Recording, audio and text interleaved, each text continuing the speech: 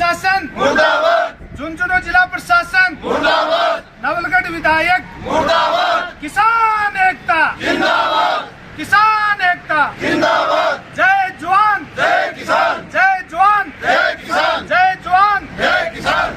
आज हमारे संघर्ष को 24वां दिन है।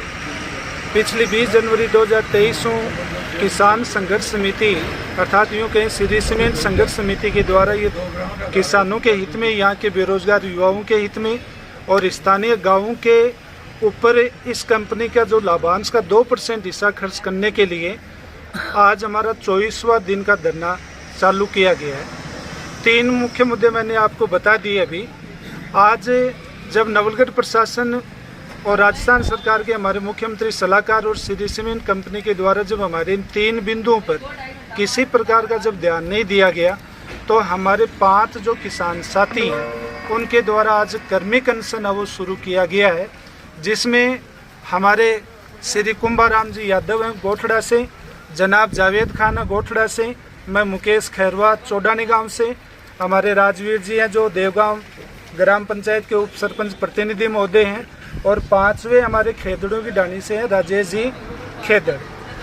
इन तीनों को अपन मुख्य बिंदु में मानते हुए नवलगढ़ प्रशासन, श्री सीमेंट प्रशासन और झुंझुनू जिला प्रशासन और चौथा हमारे जो 36 कौम के नेताजी हैं डॉक्टर राजकुमार जी शर्मा, उनके द्वारा जब 24 दिन हमारे धरने के शुरू हो चुके हैं और किसी प्रकार का हमारे पर कोई ध्यान नहीं दिया गया, तो इस कांग्रेस सरकार में हम गांधी जी के आदर्शों पर चलते हुए और गांधी जी की नीतियों का पालन करते हुए हम आज 23 दिन से धरने पर हैं।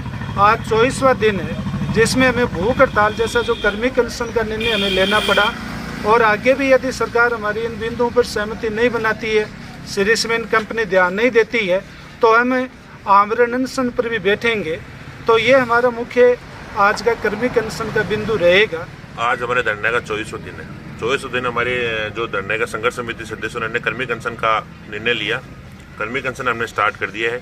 आगे की नीति और आमरण अनशन की बात कही जा रही है हमारे साथियों द्वारा, वो अगर श्री सीमेंट के जो प्रशासन है वो अगर हमारी बात को नहीं सुनते हैं, हमारी जो मांगे हमारे गाँव के जो युवाओं के लिए रोजगार है, जैसे मैं खुद रोजगार के लिए भटक रहा हूँ, मैं इनके पास काफ़ी टाइम जाके आया रोजगार के लिए, लेकिन कोई रिस्पॉन्स नहीं आ रहा है इनकी वजह से, इनकी तरफ से।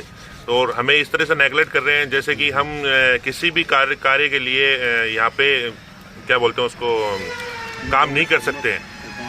तो देख के आगे आज कर्मिक अनशन स्टार्ट करते हैं और आगे की नीति उसके लिए आपको बाद में अवगत करें। आज श्री सीमेंट संघर्ष समिति के 24वें दिन के धरने पर हमारी जो 11 सूत्री मांगे थी वो हम आगे हमारे पत्र व्यवहार के द्वारा भिजवा दी गई है और हम जो 24वें दिन में लास्ट में हमें ये फैसला करना पड़ा है कि अब हमारा कर्मिक अनशन चलेगा। कर्मिक अनशन भी अलग अलग 5-5 हमारे किसान बैठेंगे और उसके बाद में हमें आमरण अनशन भी करना पड़ सकता है। उसके साथ में हमारी जो आगे की तैयारियां हैं वो हम सब लोग मिलकर कर रहे हैं, क्योंकि अब हमें एक बहुत बड़ी महासभा करनी पड़ेगी जिसमें झुंझुनू जिले के सभी किसानों को जागृत करेंगे और ज़्यादा से ज़्यादा संख्या में हमारे किसान आएंगे। और साथ में हमारा जो दूसरा सबसे बड़ा मुद्दा था युवाओं को रोजगार के लिए, तो हमारे झुंझुनू जिले के सभी युवाओं के आह्वान है और मैं आपके चैनल के माध्यम से उन सभी मेरे युवा साथियों से आह्वान करना चाहता हूं कि आप सभी जागृत हो जाइए। निश्चित रूप से श्री सीमेंट फैक्ट्री को स्थानीय लोगों को रोजगार देना ही पड़ेगा, या तो ये सीमेंट फैक्ट्री चलाएंगे या रोजगार देना पड़ेगा। अगर पहले भी बहुत सारी ऐसी सीमेंट फैक्ट्रियाँ और दूसरी स्टेटों में कई फैक्ट्रियाँ आई हैं और स्थानीय अगर मुद्दे नहीं माने गए तो उनको काफ़ी बड़ी हानि झेलनी पड़ी है। तो उसी प्रकार से मेरे युवा साथियों से मैं आह्वान करता हूं, साथ में किसान भाइयों से भी आह्वान करता हूं कि हम अब एक बहुत बड़ी महासभा करने जा रहे हैं जिसमें डेट निश्चित तय कर दी जाएगी। वो सब हम आपको निश्चित रूप से बता देंगे और आज से हमारा जो कर्मिक अनशन है वो स्टार्ट है और आगे हम सब जो भी कार्रवाई होगी समय समय पर आपको अवगत कराते रहेंगे। जय हिंद, जय भारत। आज से किसानों ने कर्मिक अनशन है वो प्रारंभ किया है, क्या कहना चाहेंगे? श्री सीमेंट संघर्ष समिति के बैनर तले गोठड़ा, देवगांव, चौडानी, खेदड़ों की ढाणी, खेसों की ढाणी, काली रावणों की ढाणी, श्री सीमेंट के नीचे जो खनन विभाग और प्लांट एरिया में जितने किसान आते हैं वो किसान पिछले 20 जनवरी से यहाँ पर धरने पर बैठे हुए हैं और धरना दिन का नहीं 24 घंटे दिन और रात इस सर्दी के अंदर जारी है। और यहाँ का किसान और यहाँ का युवा, किसान तो अपने उचित मुआवजे की लड़ाई लड़ रहा है और यहाँ का स्थानीय युवा रोजगार के लिए मांग कर रहा है। तो क्या ये मांगे जायज़ नहीं है? आपके तमाम चैनलों के माध्यम से मैं यहाँ के किसानों और युवाओं से आह्वान करना चाहूँगा कि हकों की लड़ाई के लिए बुलावे नहीं भेजे जाते। हम सबको एक होकर इन पूंजीपति, इन तानाशाही प्रशासन के खिलाफ लड़ना पड़ेगा और एक होकर जब तक हम किसानों की मांग को और युवाओं की आवाज़ को बुलंद नहीं करेंगे तब तक ये श्री सीमेंट प्रशासन हिलने वाला नहीं है।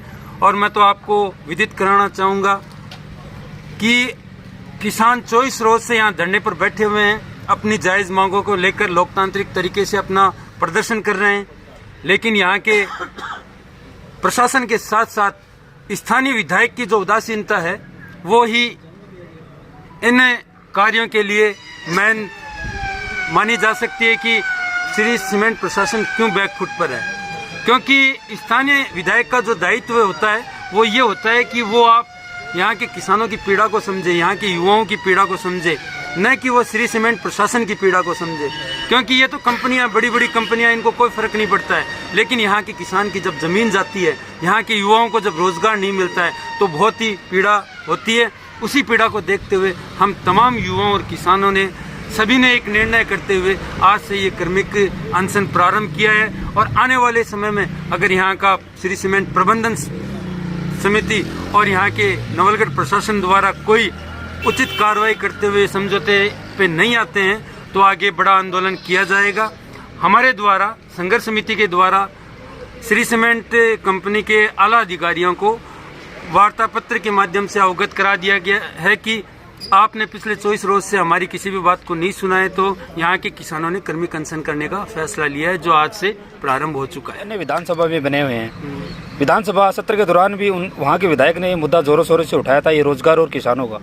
तो वहाँ का वो मुद्दा और यहाँ के मुद्दे में देखिए, मैं आपको अवगत कराना चाहूँगा, आपने बहुत ही अच्छा सवाल किया है कि जैत्रान, पाली जिले के जैत्रान विधानसभा के अविनाश जी गहलोत बहुत ही युवाओं के लिए और वहाँ के किसानों के लिए पुरजोर तरीके से उन्होंने आवाज़ को विधानसभा में बुलंद किया, क्योंकि वहाँ पे भी ऐसी कंपनियां स्थापित की जा रही है। और उन्होंने दो टूक शब्दों के अंदर मुख्यमंत्री को भी आड़े हाथों लेते हुए कहा है कि अगर आपने इसकी तरफ ध्यान नहीं दिया है तो आने वाले समय में हम इसके लिए आंदोलन करेंगे। लेकिन दुर्भाग्य है नवलगढ़ विधानसभा का कि जिसको हमने सिरमौर बनाया और जिसको हमने यहाँ का विधायक बनाया, वो विधायक महोदय हमारे लिए उस विधानसभा में किसानों की, युवाओं की बातों को रखने में हमेशा पिछड़ते हैं और पिछड़ते रहे हैं। आप ये कहते हो कि जैसे फार्म का वो जो फीस लगती है उसको समाप्त किया है, तो आप कंपनी, आपकी सरकार द्वारा, राजस्थान सरकार द्वारा कौन सी अब 2023 में जो भर्तियां निकाली जा रही है, जो युवा भर्ती के फार्म भरेंगे, फार्म तो भरे गए पहले ही और 2023 में इस राजस्थान सरकार की विदाई निश्चित है, तो फिर वो फार्म भरेंगे कौन? ये तो एक केवल चुनावी बजट था मेरे हिसाब से। और बाकी देखिए, एक दौर की वार्ता भी हुई थी इन दौरान, क्या रही वो वार्ता, क्यों असफल रही, कुछ कारण इससे? वार्ता अपने कंपनी प्रशासन से किसानों की वार्ता हुई और उस दौरान कंपनी प्रशासन के वीके मिश्रा जी और एक अमरीश जी शर्मा हैं, वो उस दौरान मौजूद थे। उन्होंने किसानों की बातों को सुना और हमारी एक अच्छी वार्ता प्रारंभ हुई, लेकिन उनकी तरफ से किसानों की जो मुआवजे को लेकर कोई समय नहीं दिया। उन्होंने सिर्फ इतना ही कहा कि आप अपनी लिमिट्स बताइए कि कहाँ तक आप इस ज़मीन को देने के लिए तैयार हो, लेकिन कंपनी की तरफ से कोई भी ऐसी वैल्यू नहीं दी गई कि जो किसानों को लगे कि वो संतुष्ट हो सके। युवाओं की जब रोज़गार की बात आई तो उन्होंने कहा कि हम स्थानीयों को रोज़गार दे रहे हैं, तो हमारे द्वारा सवाल किया गया कि कितने रोज़गार स्थानीय लोगों को यहाँ दिए गए, तो वो अपनी ही बातों में कहीं ना कहीं बौखलाहट थी, उनको एक स्पष्टीकरण उनके पास में नहीं था कि यहाँ के स्थानीय लोगों को रोजगार दिया गया। तो ये तमाम बातों पर हमारे गोठड़ा गांव के विकास के लिए भी हमारी चर्चाएं हुई, तो उस पर भी वो कहीं ना कहीं बैकफुट पे नजर आए, तो हमने वहाँ से फिर उनकी वार्ता को सफल नहीं मानते हुए वॉकआउट किया। इस सीमेंट फैक्ट्री के क्षेत्राधिकार में लगभग 1000 से 800 पशु यहाँ लगभग गाय हैं और जो आवारा पशु वो घूम रहे हैं। वो इसलिए घूम रहे हैं कि अब उनको देखने वाला कोई नहीं है। जो इनकी गोचर भूमि थी, जो इनकी चारागाह भूमि थी, जो इनके चढ़ने का स्थान था, उस पे मिट्टियों का ढेर डाल दिया गया है। काफी लोग ये भी सवाल करते हैं कि गायों से क्या होगा। इन गायों की पीड़ा अगर इंसान नहीं सुनेगा तो फिर कौन सुनेगा? क्योंकि यहाँ का प्रशासन, यहाँ का श्री सीमेंट प्रशासन सो चुका है। तो क्या स्थानीय यहाँ के किसान और स्थानीय लोग अगर गायों की पीड़ा को लेकर इस कंपनी के पास में आते हैं, इस प्रशासन के पास में आते हैं, तो उनकी नैतिक जिम्मेदारी बनती है उन बेजुबान पशुओं की देख रेख करने का काम कौन करे? श्री सीमेंट कंपनी करे।